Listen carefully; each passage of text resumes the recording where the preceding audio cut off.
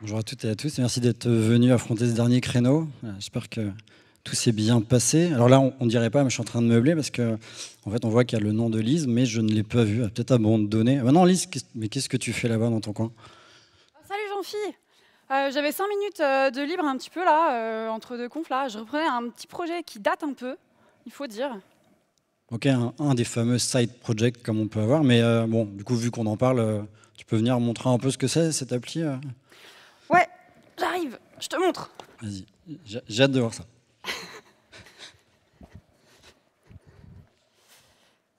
Hop. Oh non, il est où? Il est là. Alors, c'est un petit side project comme tu l'as dit, que j'ai fait il y a quelques années. Le but c'est une petite appli qui va sur la page d'accueil montrer de manière aléatoire des femmes dans la tech.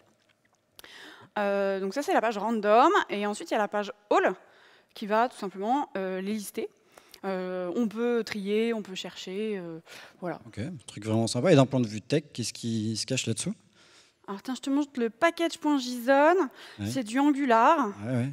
Mais il n'y a pas une version 18 qui est sortie récemment d'Angular là. Enfin, je suis pas trop front, mais... Et ouais, bah ouais, c'est un assez vieux projet, et puis c'est un side project, alors j'ai un peu la flemme de le mettre à jour, quoi. Ouais, tu m'étonnes, tu m'étonnes.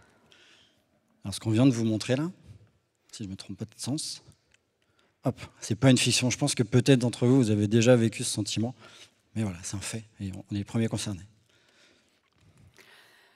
On est sûr que vous avez déjà été confronté à ce genre de situation, et c'est un constat qu'on fait sur pas mal de projets qu'on a rencontrés.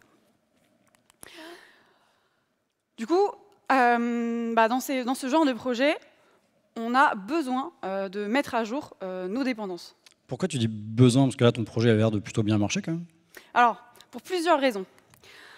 La première raison, ça va être de réduire le risque de failles exploitables par les hackers, tout simplement, parce que les patchs de sécurité vont être sur les dernières versions encore supportées, encore maintenues, des frameworks, des librairies, etc. Et donc, pour pouvoir ne pas avoir de failles de sécurité dans nos applications, il va falloir être à jour. Autre raison, c'est que les mainteneurs des projets vont ajouter des nouvelles fonctionnalités au fur et à mesure. Et donc, si on va vouloir les utiliser, il va falloir qu'on soit aussi à jour donc avec ces dernières versions. On va pouvoir aussi bénéficier, pour la même raison, des derniers correctifs de bugs. C'est toujours sur les dernières versions aussi qu'il y a ces correctifs. Autre possibilité d'amélioration, les améliorations de performance. Et enfin, dernière chose, le fait d'être attractif pour recruter en tant qu'entreprise. C'est pas avec du Angular 6 aujourd'hui qu'on va attirer des profils. Donc voilà, ça peut être un argument en tout cas un peu plus attractif.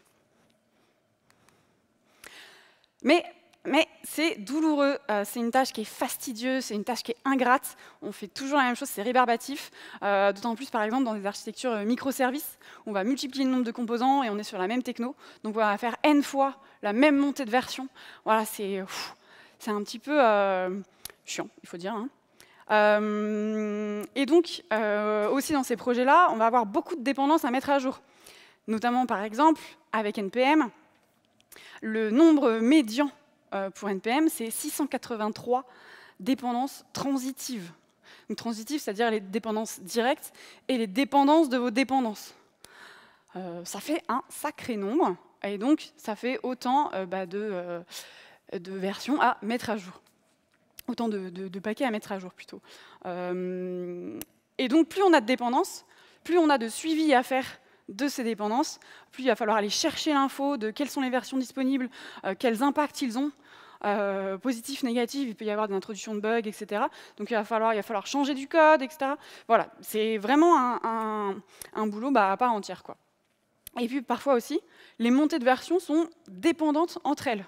Ce que j'appelle la mise à jour en cascade, où on va avoir une version d'un package qui va nécessiter une autre mise à jour. Et là, on se retrouve à faire des mises à jour en cascade, et là, on s'en sort plus, on abandonne tout, c'est la fin, quoi. Et depuis un moment, on parle d'outillage, d'automatisation, de DevOps, de CI/CD, etc. Et du coup, en fait, au niveau de l'automatisation de votre contexte de développement, en fait, on en est où?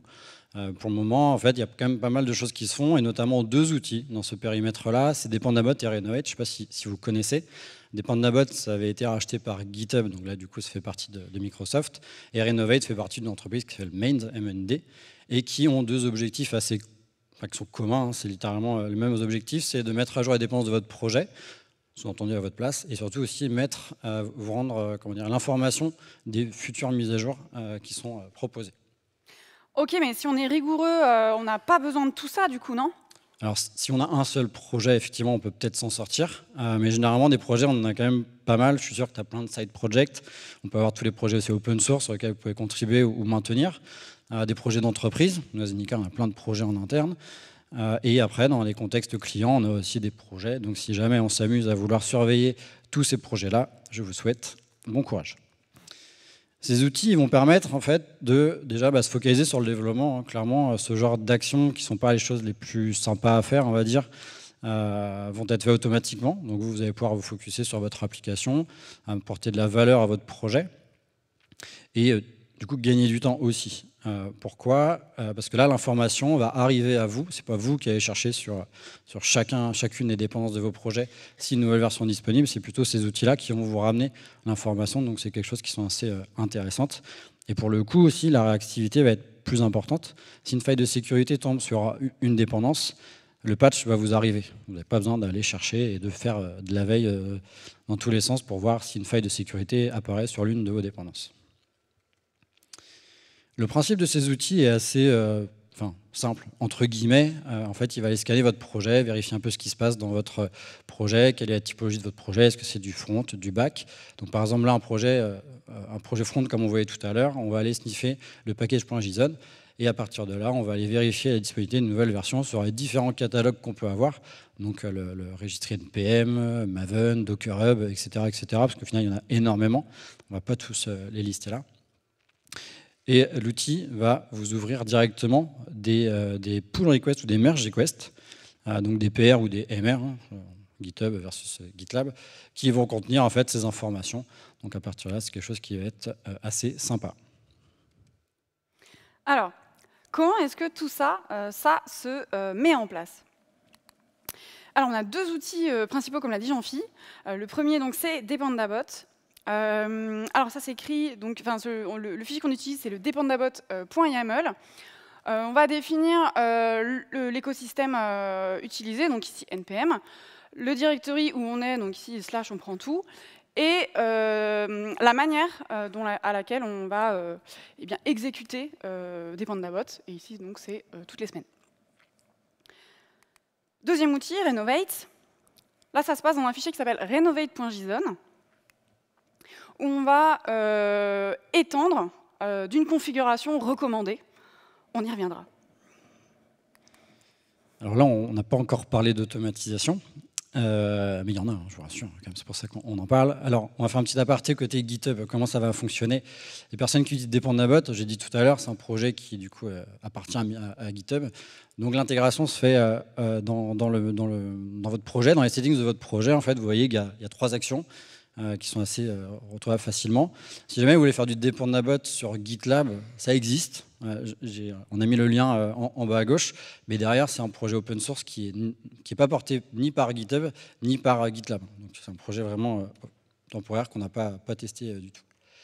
Si vous voulez faire du Renovate sur la partie GitHub, là, il y a une application qui existe et qui vous permet de configurer Renovate sur votre projet, tout simplement. Et dans les PR que vous allez trouver, vous allez voir un petit bandeau qui explique quelle est la version qu'on vous propose et avec d'autres informations qu'on verra tout à l'heure. Côté GitLab, là, il n'y a pas d'intégration telle quelle. C'est-à-dire que là, ça va être à vous de configurer. Mais je vous rassure, ça peut se faire très rapidement. Si par exemple, vous avez un contexte où vous avez un projet perso, un side project, un projet open source, là, vous allez prendre directement votre fichier du coup racine de CI, donc c'est gitlab.ci.yaml, dans lequel vous allez mentionner une image Renovate.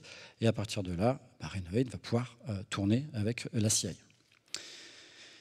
Derrière, si vous commencez à avoir un contexte un peu plus compliqué, dans le sens où vous avez plusieurs projets à vouloir installer Renovate dessus, vous allez pouvoir directement créer un projet dans lequel vous aurez de la configuration qui va être conduite dans ce projet et qui, derrière, va aller sniffer un ensemble de projets.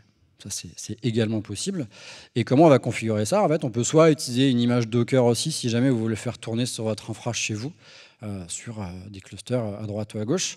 Et derrière, en parlant de cluster, c'est aussi forcément compatible avec Kubernetes, dans lequel on peut positionner des cron jobs. Donc là, c'est rien à voir avec Renovate, c'est du cube pur.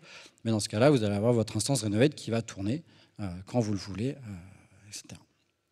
Maintenant, on va faire une petite démo. On va vous montrer un peu ce qui se passe. Alors là, nous, on se fait un focus uniquement sur GitLab et sur Renovate. C'est les produits qu'on a testés le plus. Mais le principe avec Dependabot est un peu le même. Alors, hop. Vous voyez pour le moment assez bien. Alors, notre projet, donc là c'est le projet de liste du coup qu'on a mis étape par étape. On a créé un fichier renovate.json, assez standard. Je vais zoomer un peu quand même. Voilà, donc là on voit quelques lignes de configuration. Voilà, on veut mettre un label, rien à voir avec Renovate, c'est juste marrant pour le suivi des issues. Et à partir de là, dans la CI, on va avoir un job qui exécute Renovate. Donc là, il y a pas mal d'options, mais ce qu'il faut retenir, c'est quoi? C'est qu'on a mis un stage, ça c'est du GitLab CI, on est obligé. Puis c'est recommandé quand même. On met une image, donc là c'est la version de l'image de Renovate, et on exécute un script qui s'appelle Renovate. Et en dessous, il y a pas mal d'actions, donc on met des tokens, hein, pas en clair, si vous avez vu la conf d'Aurélien, mettez pas de tokens en dur. Et à partir de là, Renovate, ça marche aussi, mais pas ici, va nous créer plusieurs MR. Voilà. Donc là, on commence à avoir un peu... il y avait un peu de taf de retard, on va dire, sur le projet. Donc là, on va voir, par exemple, une lib RxJS qui est à mettre à jour. Et là, on voit qu'il nous propose de passer de la 6.3.2 à la 6.6.7. Voilà, petite évolution.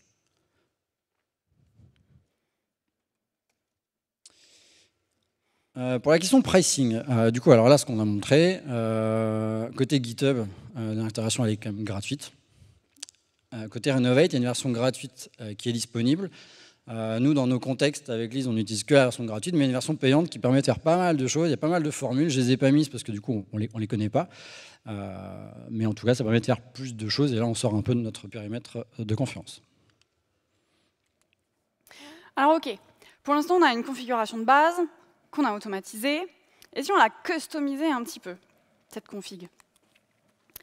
Dans le renovate.json, on a vu qu'on a le champ extends. C'est ce qui va nous permettre d'étendre de configurations préfaites, ce qu'on appelle du coup les presets. Donc là, par exemple, on a deux presets. Et par exemple, le preset npm unpublish safe, c'est notamment un preset qui est proposé par Renovate. Et qui derrière en fait, définit le fait que pour NPM, on va attendre minimum 3 jours avant d'avoir des PR, des MR qui nous sont proposés. À quoi ça sert d'attendre 3 jours? Tout simplement, on peut avoir sur NPM des phénomènes de des packages qui sont publiés puis qui sont unpublished, je sais pas comment, dépublié en français. Voilà, donc c'est pour éviter ce phénomène-là qu'on a ce genre de choses qui nous permet d'attendre voilà, que quelque chose soit sûr. On a aussi le phénomène, parfois il peut y avoir des petits malins qui ont introduit des grosses failles de sécurité de manière voulue. Et donc là aussi, c'est pour permettre du coup de pas prendre en compte ces versions vérolées. Les presets de Renovate s'appuient eux-mêmes sur des presets définis, encore une fois, par Renovate. Donc, par exemple, le config recommended, derrière, donc c'est un preset, et il étend lui-même de 7 autres presets qui étendent encore d'autres presets. Vous avez compris le principe. Et on peut aussi créer des presets nous-mêmes. Je vais vous montrer tout ça. Alors, hop. Donc on a notre renovate.json où on va ici étendre non plus de la config recommended, mais d'un projet en local en local sur notre projet, qui s'appelle Renovate Config. Renovate Config, c'est un petit peu la nomenclature pour un projet qui contient toutes les configs globales, on va dire, à tous les projets derrière. Je vous montre en quoi il consiste. Hop, Renovate Config. Le standard, c'est qu'il y ait un default.json dans ce Renovate Config. Donc vous voyez la configuration par défaut. On peut en mettre d'autres, mais qui ne vont pas s'appeler default.json du coup. Et là, pour le coup, c'est lui qui va avoir le config recommended. Et on va pouvoir lui mettre un preset. Donc là, on a défini un preset pour NPM. On pourra en avoir d'autres pour tout un tas d'autres package managers. Si on va dans ce répertoire et dans ce fichier npm.json, on retrouve ici toutes les configurations en plus pour npm qu'on a configurées. Et voilà, ça va être, c'est cette configuration-là qui va être incluse dans nos projets où on utilise directement le renovate.json. Ensuite, on peut faire du regroupement de mises à jour. Dans le cas classique, ça est mieux d'isoler les mises à jour, on y reviendra. Mais parfois, c'est nécessaire de les regrouper ensemble, notamment quand elles sont dépendantes entre elles. Je pense par exemple à des sous-parties d'Angular. Forcément, voilà, ça va être dépendant entre elles. Donc là, on a fait l'exemple avec tout ce qui va toucher Prettier, ESLint, etc. On a voulu les regrouper ensemble. Donc on peut le faire de cette manière-là, avec la clé package rule qu'on utilise. On peut le faire aussi en utilisant des presets tout faits, qui sont proposés par Renovate encore une fois. Donc là, par exemple, c'est le preset Group Linters. En fait, si on a bien compris, en fait, il y a des presets partout dans Renovate et c'est ça qui va tout faire marcher, quoi. Exactement. Il y a des presets partout dans Renovate. C'est beau. Alors du coup, dans ce que tu nous as montré là, ok, il y a plein de MR qui arrivent. On va rester dans GitLab. Il y a plein de MR qui arrivent, mais comment tu arrives pour suivre tout ça là? Parce que ton projet est quand même en Angular 6, donc je pense que ça va envoyer pas mal de MR. Eh ben, Renovate offre la possibilité d'avoir ce qu'on appelle un dependency dashboard. Ça va être une issue dans le projet qui va montrer un aperçu de l'état des mises à jour des dépendances. Et donc à quoi ça va nous servir? Justement à suivre voilà, ces mises à jour, avoir la visibilité dessus, et puis éventuellement aussi à pouvoir valider certaines mises à jour qu'on souhaite faire et que Renovate va nous proposer par la suite sous forme de MR. Ou PR si on est sur GitHub. À quoi ça ressemble? Tac. Je reviens sur mon projet 3. Là, voilà, c'est une issue. Donc, on a une issue ici, Dependency Dashboard. Ça va s'articuler en plusieurs sections. Le premier, ça va être la section Rate Limited. La section Rate Limited, c'est la section où le Renovate a considéré que les MR étaient trop nombreuses pour les ouvrir toutes. Par défaut, c'est 10 MR. Et donc, voilà, toutes celles qui dépassent ce nombre sont ici dans les Rate Limited. Donc, c'est utile de savoir aussi voilà, pourquoi est-ce qu'il n'en a pas ouvert, pourquoi il ne les a pas ouvertes. Mais en tout cas, il les a en stock. Elles sont là, donc ce Dependency Dashboard est utile en ce sens. Et puis, on peut du coup les cocher si on les veut quand même, voilà, si on veut quand même qu'elles s'ouvrent. Ensuite, on a la partie open, donc c'est toutes celles qui sont ouvertes actuellement. Et on voit du coup qu'il a regroupé toutes celles d'Angular, donc avec notre configuration qui permet de les regrouper ensemble, comme on l'a vu. Ensuite, on a une autre section qui est celle des ignorés ou des bloqués. En l'occurrence, c'est une MR que j'ai clôturée volontairement. Et donc, à partir du moment où un humain a fait une action dessus, Renovate considère que l'humain sait ce qu'il fait et donc il va nous laisser la main et donc va considérer que celle-là, il ne va plus en prendre compte, il va l'ignorer totalement. Et enfin, dernière section, c'est les dépendances qui ont été détectées. Donc là, on voit qu'on a détecté le GitLab CI, donc avec la version de Renovate. Et puis ici, dans le package.json, eh bien, on a toutes les dépendances voilà, qui ont été détectées.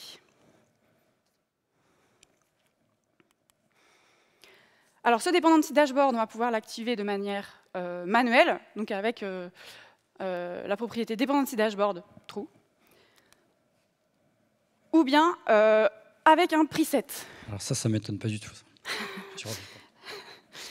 Exactement, le preset donc, qui s'appelle Dependency Dashboard. C'est d'ailleurs un des presets qui est dans la configuration par défaut, donc le config recommended. Donc c'est vraiment quelque chose qui est recommandé de la part de Renovate. Alors là, du coup, ok, donc là, les MR, on voit, elles arrivent ou elles sont bloquées, etc. Mais moi, utilisateur GitLab, on utilise à fond les reviewers. Donc là, c'est-à-dire que Renovate va créer les MR et YOLO, quoi.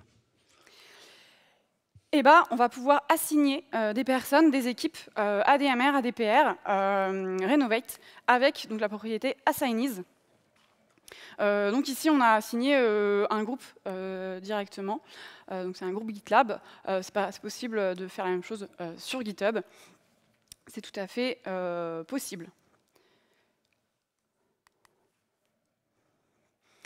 Et puis, on a aussi, je ne sais pas si vous connaissez le fichier codeowners. C'est un fichier qui vous permet, donc ça n'a rien à voir avec Renovate, mais c'est un fichier qui vous permet de déclarer qui est propriétaire du code dans votre projet. Et ce fichier, on va pouvoir, on va pouvoir lui déclarer donc des équipes, etc.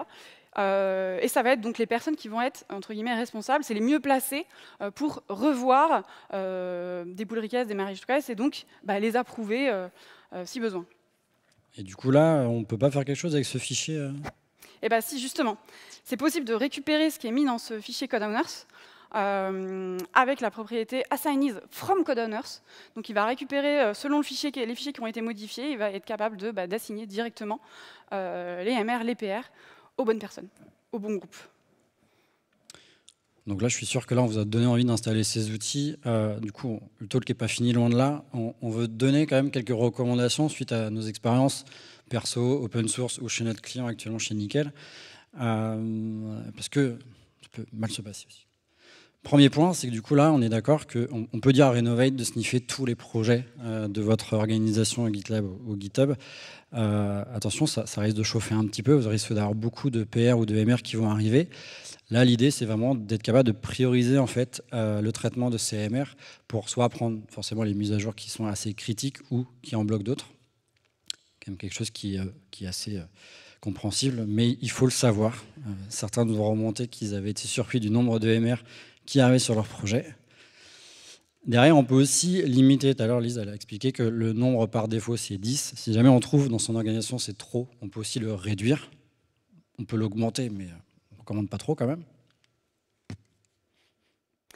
Et puis tout à l'heure, je vous ai parlé de pouvoir regrouper des mises à jour. Eh bien, ça va aussi nous servir à réduire les risques de surcharge. Forcément, si on regroupe les dépendances entre elles, on va moins en ouvrir, et donc ça va moins surcharger. Il faut tout de même faire attention à ça, parce que le risque d'échec de la pipeline va augmenter, entre guillemets. Forcément, quand on met des mises à jour ensemble, eh bien, on va augmenter le risque qu'il y en ait une qui échoue, qui provoque l'échec de la pipeline. Et après, le fait qu'on les ait regroupés, ça va être plus dur de savoir quelle dépendance était en cause. Et donc, on va prendre plus de temps à essayer d'en enlever une par une pour savoir, pour pouvoir débugger. Donc, c'est un peu, faut faire attention à ça avec ce regroupement. Ne regroupez pas tout d'un coup. Regroupez de manière, on va dire, logique. Tu veux dire que parfois c'est mieux de les séparer alors, c'est ça? Donc en fait, dans les versions majeures, en fait, c'est quand même bien de les séparer. Pourquoi? Parce que quand une dépendance amène une breaking change, généralement, c'est pas bon signe. Donc là, si on prend l'exemple du projet de Lise Angular 6, on va peut-être pas y aller one shot du 6 à 18. Je pense que ça va être assez compliqué. Et ça, en fait, même sur des dépendances plus fines, on va dire, c'est quand même une bonne pratique d'être capable de les traiter une par une. Ça fera plus de MR, je suis d'accord, mais c'est quand même plus intéressant. Derrière aussi, une préco qu'on peut donner, c'est de les traiter régulièrement en fait. Forcément, plus les MR sont mises à jour régulièrement, plus elles vont être petites. Et puis derrière, on va être capable d'être réactif, notamment en cas de faille de sécurité. Je pense que là-dessus, ça alerte un peu tout le monde. C'est vrai que parfois, on peut se dire, bon, on voit ça en début de mois, et puis on verra ça plus tard, etc. Mais si on fait ça, déjà un mois, c'est très long. Et du coup, c'est vrai qu'on recommande de le faire régulièrement et de même le ritualiser. Certaines équipes le font. Ça marche plutôt pas mal. Soit on peut se dire, par exemple, on traite ça pour commencer la semaine, entre guillemets, un peu plus tranquillement, ou alors l'inverse pour finir la semaine. Ou alors, d'autres exemples, on peut se dire, on se prend une demi-heure tous les jours entre 11h30 et midi. Bon, parfois, certains le font pendant les réunions, ils n'écoutent pas trop, mais ça, il ne faut pas le dire.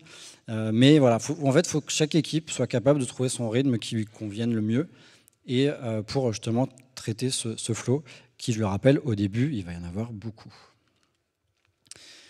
Du coup, évidemment, on va avoir beaucoup de MR. Donc, normalement, sur GitLab, enfin sur GitHub aussi, vous avez de la CI qui va tourner. Normalement, elle fait des choses, cette CI, je l'espère.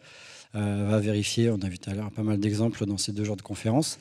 Mais en gros, les runners, ils vont être sollicités. Ils vont vraiment chauffer. Ils vont avoir une charge de travail assez importante. Si on reprend les 5 MR par projet, si vous êtes dans une architecture en microservice, où chaque microservice a son repo GitLab, eh ben, ça en fait beaucoup. Et du coup, là, vos runners, ils vont vraiment chauffer. Donc, si vous, dev, vous vous amusez à le faire, prévenez un peu les personnes qui gèrent la CI, parce que sinon, ils vont être, en théorie, alertés par une montée en puissance de vos runners. Derrière, effectivement, vos runners vont être surchargés, et derrière, vont aussi impacter les pipelines générés par vos features métiers. Imaginons un problème en production, vous voulez le livrer en production, mais du coup, vous voyez dans les runners, je ne sais pas si vous êtes adepte de GitLab, mais on va avoir le statut pending. Donc en fait, il attend qu'un runner soit disponible, et en fait, on attend. C'est écrit pending, donc on attend. Sauf que derrière, si vous avez 100 MR Renovate qui tournent avec des pipelines, franchement, on s'en fiche un petit peu en fait. On veut vraiment que le pipeline métier en fait, envoie et aille faire son travail jusqu'en production, on l'espère. Donc après, il y a plusieurs options. Soit on maîtrise vraiment ce flux-là, soit on crée des runners dédiés à Renovate ou à des features métiers. Enfin bref, il y a plein d'options différentes. Ce n'est pas l'idée du talk. Et on peut aussi se dire que Renovate, en fait, on va l'exécuter à une fréquence qu'on maîtrise et qui n'est pas sur les horaires de travail. Si vous êtes sur le même fuseau horaire, c'est plus simple. Mais par exemple, on peut faire ça la nuit ou alors tôt le matin, etc. Comme ça, on peut ritualiser le matin, travailler sur les mers. Vous voyez un peu l'enchaînement des actions. C'est quelque chose qui est quand même assez intéressant à voir. Par contre, il faut aussi se méfier. C'est que du coup, vos runners vont chauffer. Je l'ai dit, je pense que là, vous avez saisi le message. Et d'un point de vue Green IT, c'est quand même pas foufou, quoi. Je veux dire, la consommation de l'infrastructure qui stocke vos runners, derrière, elle va chauffer. Elle va pouvoir consommer. Et en fait, si on imaginez des runners qui autoscale en fonction du nombre de runners que vous avez, et ben en fait, on peut vite se rendre compte que là, on est en train de tout cramer et qu'on déploie pas mal de choses. Donc, il faut faire attention. Et c'est là où en fait, ça dépend vraiment de tous les projets. Il faut aussi se méfier de la réduction de fréquence d'exécution de Renovate que vous pouvez faire. Si vous dites, bon, ok, j'ai compris, je vais être green, entre guillemets, et je ralentis l'exécution des runners et que j'en mets une fois par mois, forcément, derrière, ça va être un peu plus compliqué. On va avoir des conflits avec les rebase, etc. Donc, il faut trouver le juste milieu. Autre chose également qui est important, c'est d'avoir une bonne culture des tests. Avoir des tests, déjà des tests unitaires, des tests d'intégration, dans une intégration continue. Ça va nous permettre d'être serein sur l'exécution de notre pipeline et de ce qu'a fait Renovate, entre guillemets. Et puis aussi, pas avoir de tests flaky, donc ces tests qui échouent une fois sur 2, forcément, si vos pipelines Renovate, vous en avez plusieurs centaines et il y en a 50% qui échouent à cause de tests flaky, bon, au niveau optimisation, c'est pas ça.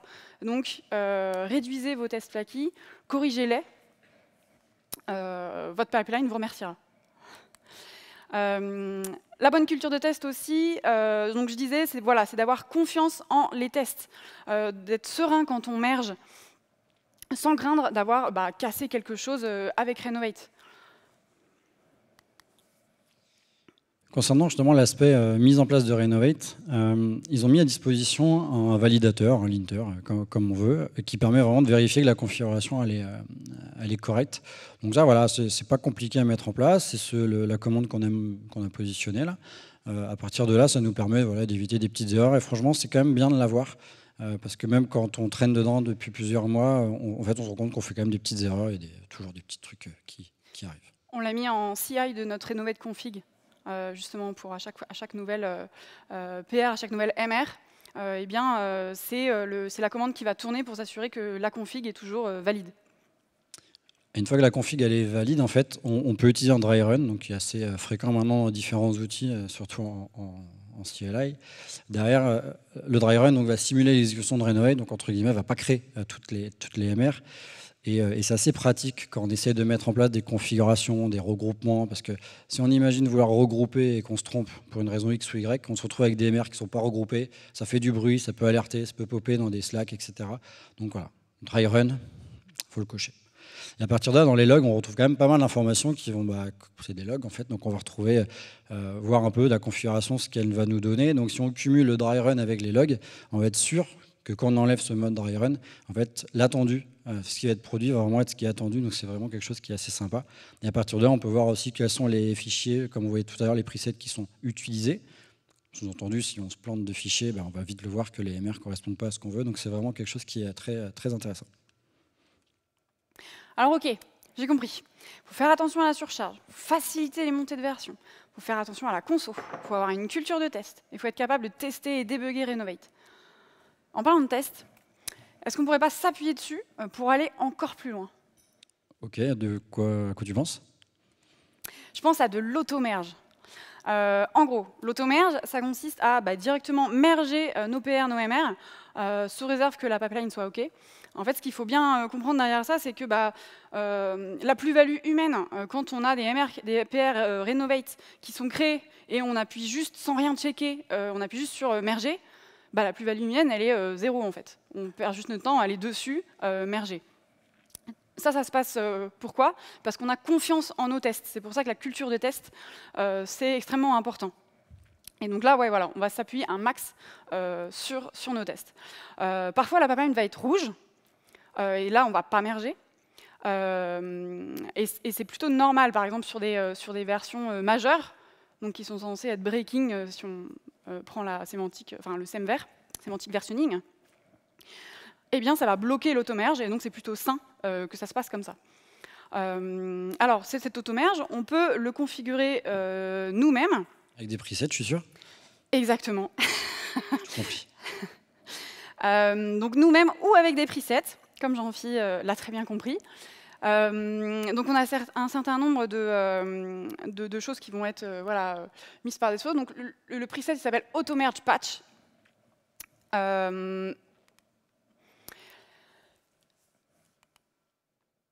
Alors là, on voit que l'auto-merge patch, c'est un truc qui est assez intéressant. Pour l'avoir mis sur des projets, c'est vachement bien. Par contre, moi, il y a un truc, je reviens sur mes reviewers. Désolé, mais moi j'aime bien mes reviewers là. Là, le Renovate, il va merger tout seul, mais si sur mon projet, j'ai mis des rules, il ne peut pas. Alors, on va pouvoir filouter. Ça va marcher quand même. On va avoir ce qui s'appelle une propriété auto-approve qui va permettre à Renovate de s'auto-approuver les MR, qui va permettre l'auto-merge derrière. Autre chose aussi, ça va être selon les besoins. Il y a aussi la propriété donc pour GitLab, le GitLab Ignore Approvals, où on va se dire, OK, pour les MR Renovate, oublie les approves, ça va merger. Moi aussi, je fais ça. Et on peut encore aller plus loin. Parce que là, OK, on a sur notre branche principale, on a du coup la MR qui a été émergée automatiquement. Mais derrière, si on parle de faille de sécurité, c'est bien joli, c'est sur main, mais derrière, la prod, elle va quand même elle peut subir quand même des failles de sécurité. Et là, on pourrait dire, en fait, si on va encore un peu plus loin, pourquoi on n'irait pas taguer nous-mêmes nos projets? Donc là, du coup, on sort du périmètre de Renovate. Il y a un outil qui s'appelle Semantic Release qui est assez intéressant, qui s'intègre très bien dans la CI/CD. Et à partir de là, on pourrait dire, ma MR, elle émerge automatiquement. Renovate, il arrive à filoter. Et à partir de là, on va créer nos releases directement. Pour derrière, l'idée, c'est d'aller envoyer ça en production automatiquement. Donc si on prend un faille de sécurité, c'est le truc le plus critique, tout le monde fait un peu plus attention. La faille de sécurité, elle est détectée, la MR, elle est arrivée sur notre projet.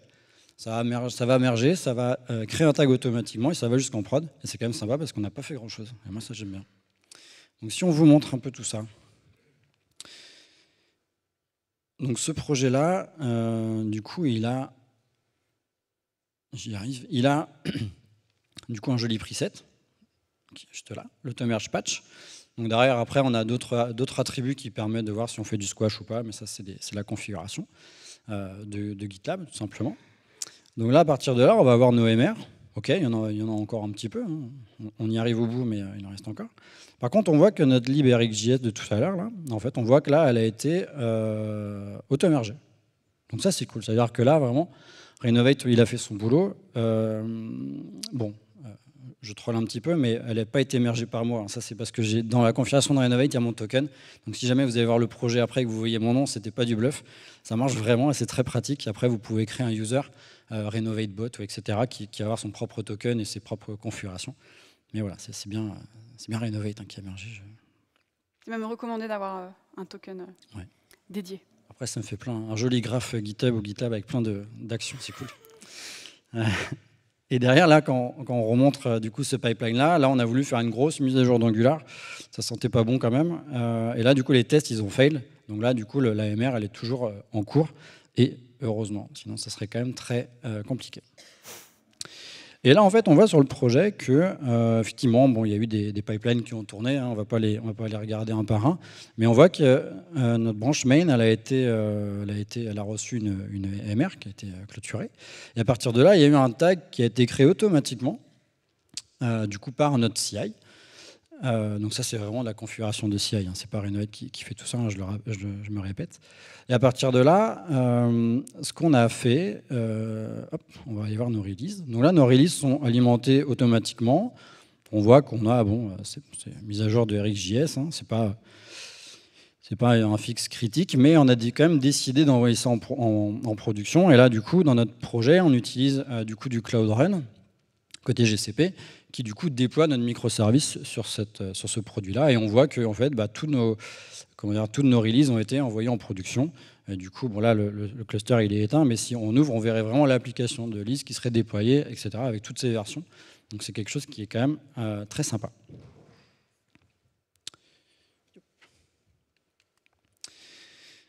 Alors tout à l'heure, j'ai parlé de Green IT. Bon, peut-être que vous n'avez pas fait attention, vous avez dit que vous n'avez pas le temps, sauf que là, on va parler argent. Moi, j'aime bien faire le lien entre Green IT et côté FinOps. Là, derrière, tous les déploiements qui ont été effectués sur Cloud Run, ça coûte en fait un build. Je ne sais pas si vous êtes au courant, mais ça coûte. Donc là, pour RxJS, j'ai dépensé de l'argent pour que ça se déploie. Bon, là, clairement, est-ce que ça valait le coup de le faire ? On n'est pas obligé, mais en tout cas, voilà. Là, l'idée de ce slide, c'est vraiment de vous dire que, en fonction de votre infrastructure de projet, ça peut vous coûter de l'argent de déployer. Donc, au même coût que même dans la même idée que vos runners, faites attention, soyez conscients que ça peut vous coûter de l'argent. Venez pas nous dire après que derrière vous avez perdu, que votre banquier vous appelait parce que vous avez mis Renovate sur votre projet. Venez pas nous voir. On sait jamais. Tu sais ce qui serait trop bien, c'est qu'on puisse mettre Renovate sur Renovate. Okay. Comme ça, Renovate, il se remettrait à jour tout seul. Top, on y va. Et ben en fait, c'est possible. C'est possible. Et pourquoi c'est intéressant? Parce qu'en fait, Renovate sort plusieurs versions par semaine, voire par jour. Et donc, suivre ces versions, l'émerger au fur et à mesure, etc. Même si on suit les versions, ça va être un peu compliqué. De tout suivre, quoi, de savoir quelles sont les nouveautés, etc. Donc là, on y va. Alors, je vais vous montrer comment on a mis ça en place. Hop. Donc ça se passe dans le renovate.json, toujours la config renovate. On va avoir un custom manager de type regex, où on va venir récupérer dans le fichier gitlabci.yaml pour la data source Docker. On va venir récupérer du coup la dépendance et la value, et donc c'est Renovate qui va récupérer ces données pour mettre à jour ces valeurs. Enfin, cette valeur, la current value. Et du coup, je vais vous montrer que ça marche, qu'on le prend bien en compte dans le dependency dashboard. Très utile pour savoir débugger, pour voir qu'est-ce qui est pris en compte, qu'est-ce qui n'est pas pris en compte. Ici, on a bien l'AMR Renovate /Renovate de Docker, le Docker tab en V37.301 qui cherche à être créé. On a un peu de retard déjà.